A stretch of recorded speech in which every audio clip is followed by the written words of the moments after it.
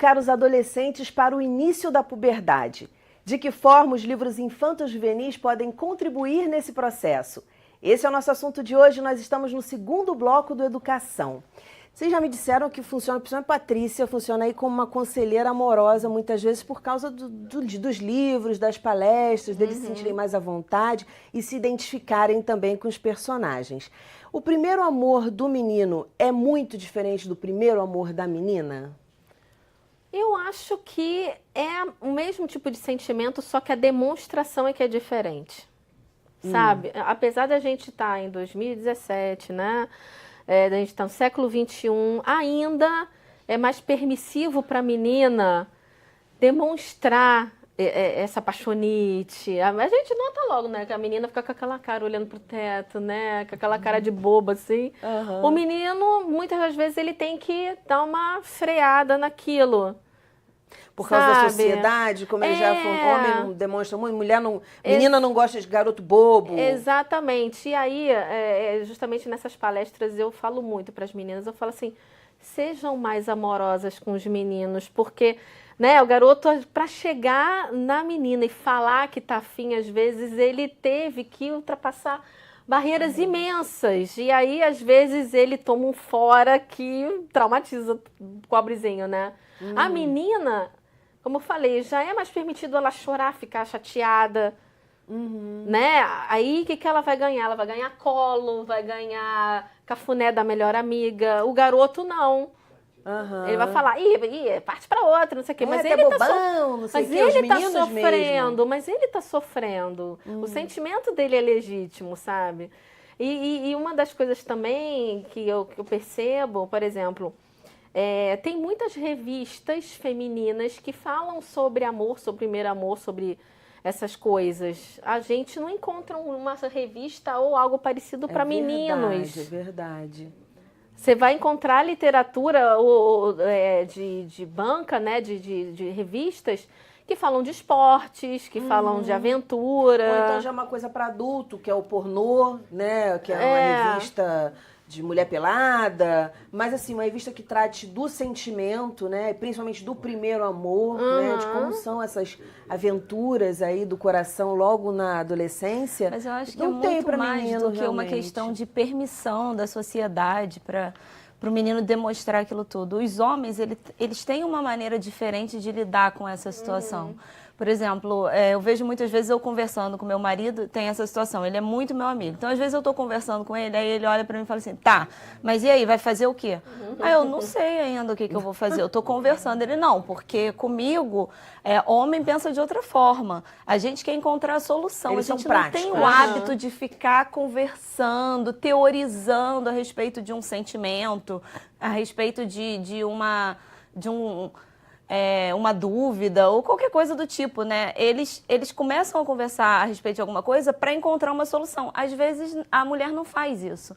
A mulher fica, porque aí ele ligou, porque aí não sei o quê. Ela não está necessariamente interessada em descobrir qual vai ser a conclusão daquilo. Ela precisa falar sobre as emoções dela. E o homem, ele já não tem essa necessidade de ficar falando sobre os sentimentos, né?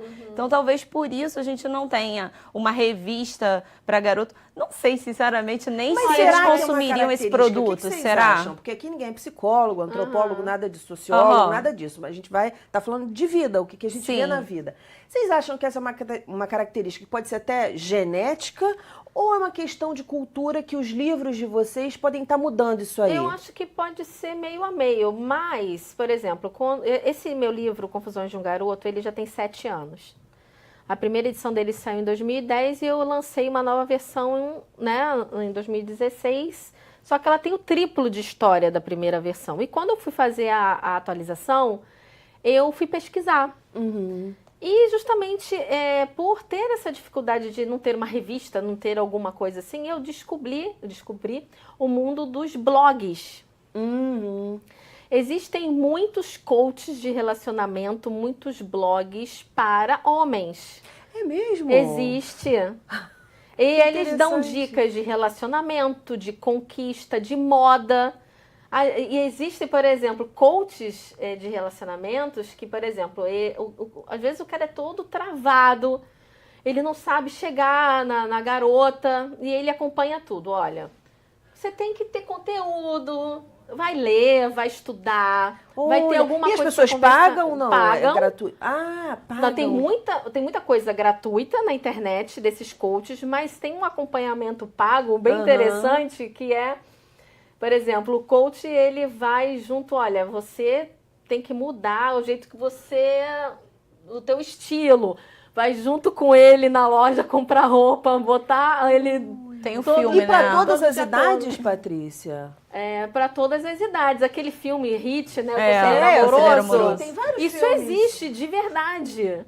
E no Brasil existem vários desses que eu fui assistir os conteúdos desses coaches, né, para me inspirar para o livro, e eu achei muito interessante isso. E eu vi que os homens, eles têm tantos desafios quanto a mulher tem, né? De querer ficar bonito, de querer se cuidar, de querer saber que tipo de assunto eu vou conversar com ela, o que será que eu vou conversar, né? E... Como é que eu não vou ser previsível, né? Porque todas as cantadas são tão previsíveis, né? Exato. É aquela coisa, quando eu saía, tinha uns 20 e poucos anos que eu saía, estava muito para fora de casa, eu falava que tinha as perguntas básicas, né? Que é você vem sempre aqui, o que você faz, onde você mora, você vem sempre aqui, o que você faz, onde você mora. Qual o seu telefone? Tem Agora mais, não. tem mais uma. WhatsApp. Eram 5, eu lembro que eram 5, né? O cara se aproximava e já falava isso. Eu lembro que uma vez eu brincando com um, se aproximou e falei, tá, olha, vem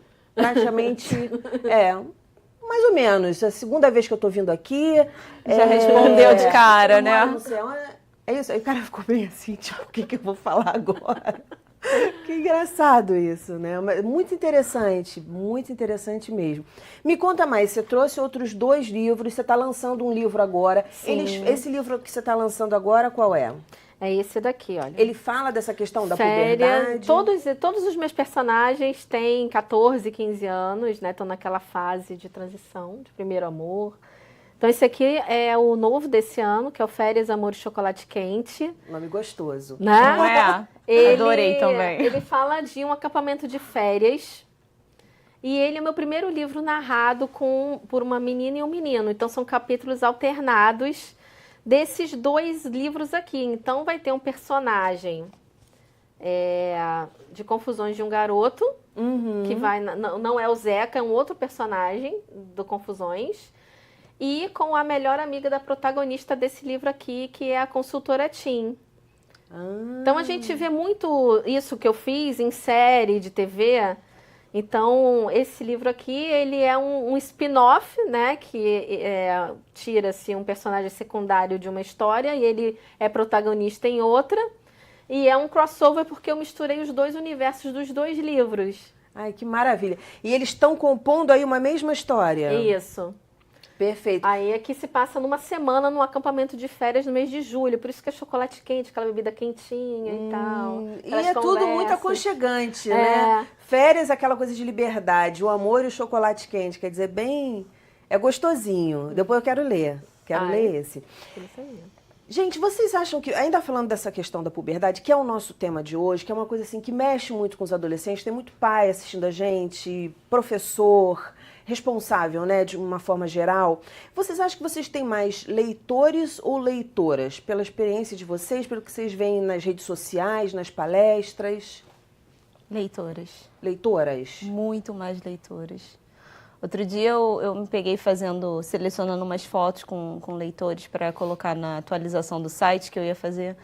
E assim, a maioria esmagadora era menina, assim. Muita foto com menina, muita menina.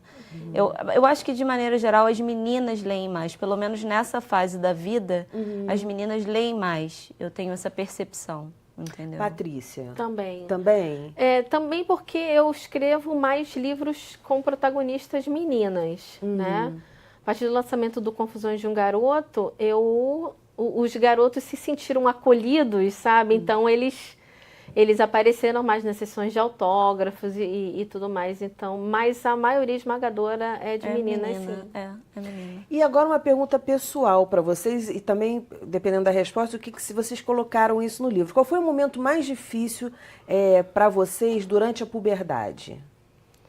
O momento mais difícil, acho que foi o bullying mesmo. Bullying? É, porque eu era muito magra.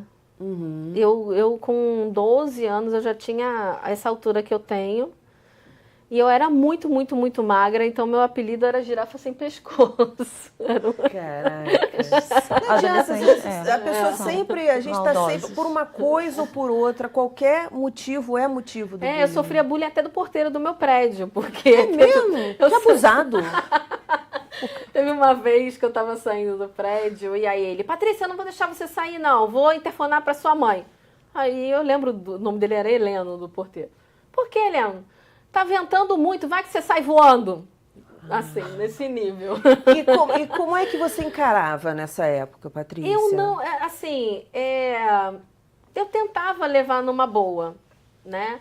Mas aí o que aconteceu? Eu nessa época de transição, né, que eu morei em Recife, eu sou carioca, mas eu morei em Recife dos 9 aos 14 anos. Então foi justamente nessa fase de pré-adolescência, adolescência, e o jeito, né, do pessoal de Recife é bem diferente, todo mundo é mais, né, o nordestino ele é mais, sabe, acolhedor e mais tal. Pra fora mesmo. E eu falava com muito sotaque, né?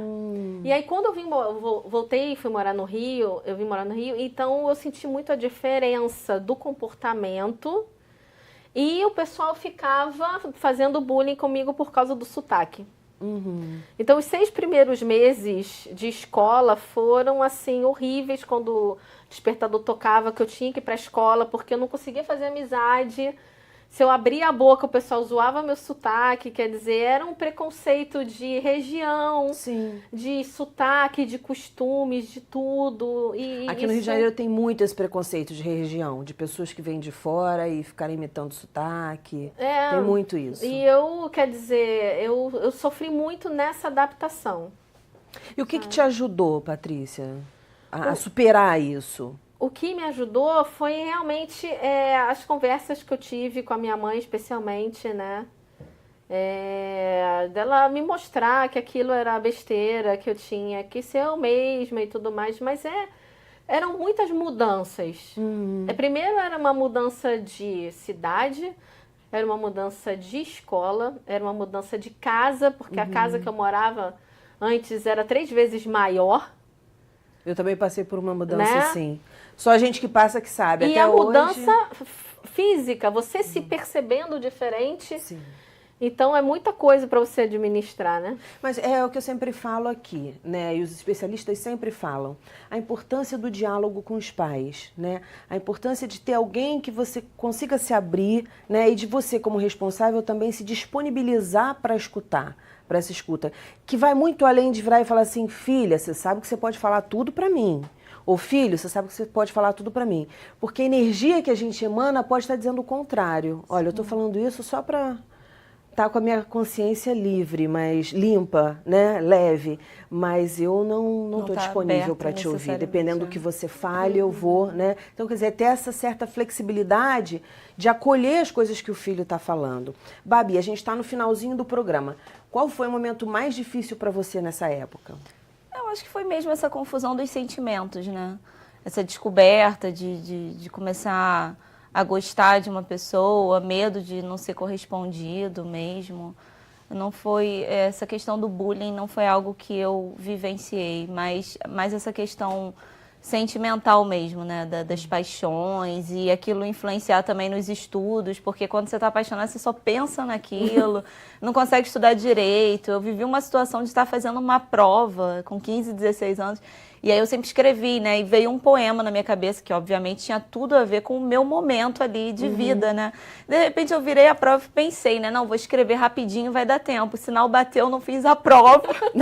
Ficou lá, viajando. A cabeça é muito viajante, né? Então, acho que foi mais essa questão mesmo dos sentimentos mesmo, essa bagunça sentimental mesmo. Acho que gente, muitíssimo obrigada pela participação de vocês. Muito bacana ver, assim, como a arte mobiliza realmente as pessoas, transforma as pessoas, né? Ainda mais nessa fase. Foi lindo aí no intervalo, infelizmente não dá pra gente mostrar tudo, falar o tempo que a gente quer, a gente tem um tempo aqui programado para falar, mas do menino indo encontrar a Patrícia, falando, Patrícia, olha, eu gosto de uma menina, não sei como me aproximar dela. Então, assim, como a literatura, como a arte pode ajudar vocês a educarem seus filhos, seus alunos, essa garotada toda e fazer um futuro melhor. O nosso programa fica por aqui. Na próxima segunda-feira nós temos encontro marcado às 9 horas da noite, não vai se atrasar. Educação, se você não se envolver, não rola. Dias felizes, paz do eu e até a próxima.